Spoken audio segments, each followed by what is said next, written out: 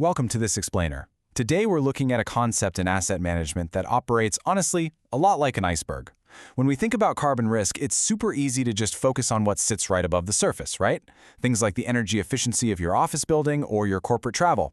But as any seasoned asset manager knows, the most massive and, frankly, the most dangerous part of the iceberg lies completely unseen, way beneath the surface. Okay, let's dive into this. So, what is the biggest climate risk hiding in your investment portfolio? Well, if you're managing assets, your real carbon footprint is definitely not generated by the lights in your headquarters. It's actually generated by the companies and the projects that you finance.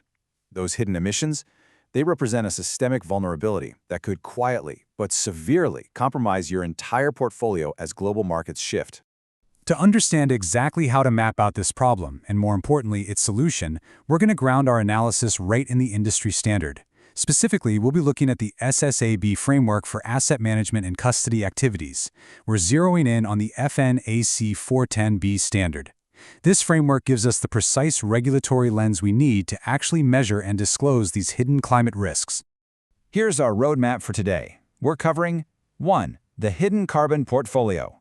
2. Credit and market risks. 3. The reputational risk.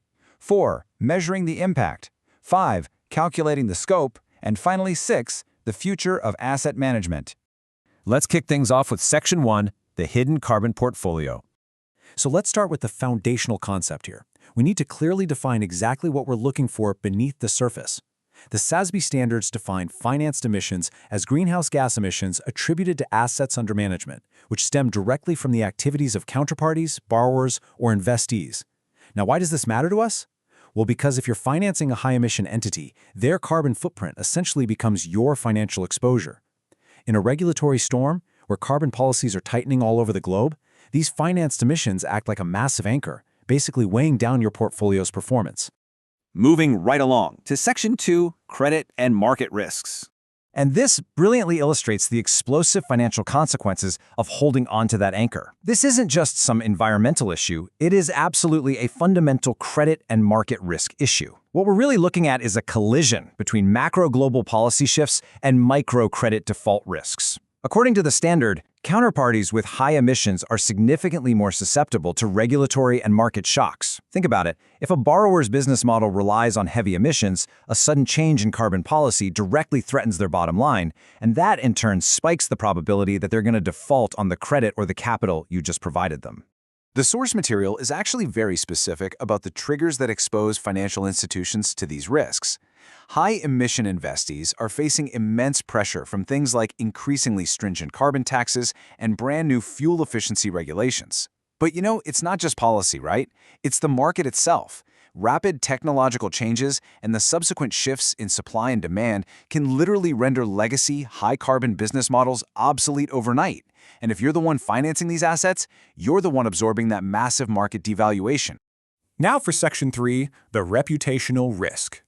Beyond the direct financial hit to your credit and market value, there's a third major pillar of risk we absolutely have to consider here. The SASB standard explicitly warns that financing highly emitting activities, things like fossil fuel projects, exposes financial institutions to severe reputational damage. In today's market, an asset manager's brand is deeply tied to the public and institutional perception of their portfolio. Being heavily associated with high-emission assets can severely damage that brand, and that's going to directly hinder your ability to attract new funds or even retain your current client base. All right, Section 4, measuring the impact. So, we've agitated the problem a bit. We know the risks are massive, but how do we actually solve for this? Well, the answer lies in strict, standardized disclosure. The framework demands a very clear, four-step sequential process. Step 1, you've got to measure your absolute gross financed emissions. Step 2, you state the total dollar amount of assets under management that are included in that disclosure. Step 3, calculate what percentage of your total AUM that actually represents. And finally, Step 4, you absolutely must comprehensively describe the methodology you use to get those numbers. Which leads us nicely into Section 5, calculating the scope. Now, what's really interesting about this slide is when we zoom in on that first step, the actual calculation of those absolute gross emissions. The standard doesn't just let you provide a single vague number. No way. The absolute gross financed emissions must be broken down. disaggregated into 3 distinct categories: Scope 1, Scope 2, and Scope 3 greenhouse gas emissions. You have to clearly map out not just what your investees are burning directly, but the indirect emissions from the energy they purchase and the massive footprint of their entire upstream and downstream value chains. It's the whole shebang. Furthermore, absolute transparency is required regarding how you actually take credit for those emissions. Your disclosure must include your method of allocation. In other words, you have to clearly explain the mathematical link between the size of your financial stake in a company and the corresponding slice of their carbon pie that you're taking responsibility for on your books. Now, there is a bit of nuanced relief built into the standard here that's definitely worth noting. You are permitted to exclude greenhouse gas emissions that are attributable to derivatives. However, and this is a big however, if you choose to apply this relief, you can't just drop them silently. You must explicitly explain what you've treated as a derivative, ensuring that it perfectly aligns with definitions under IFRS accounting standards or your applicable GAAP. And that brings us to an incredibly important metric for compliance: 100%.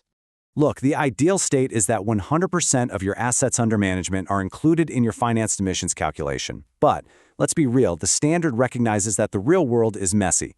So if the percentage of total AUM included in your calculation is less than 100%, you are strictly required to explicitly disclose information that explains those exclusions.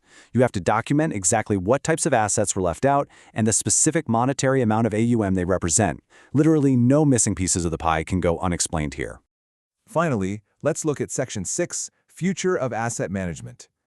Let's pull back from all the granular math for a second and just look at the big picture. Why is the industry moving so firmly in this direction? So the crucial point is this: tracking financed emissions is not just some arbitrary reporting exercise to keep regulators happy. The SASB standard explicitly states that this measurement serves as the primary indicator of your financial entity's exposure to climate-related risks.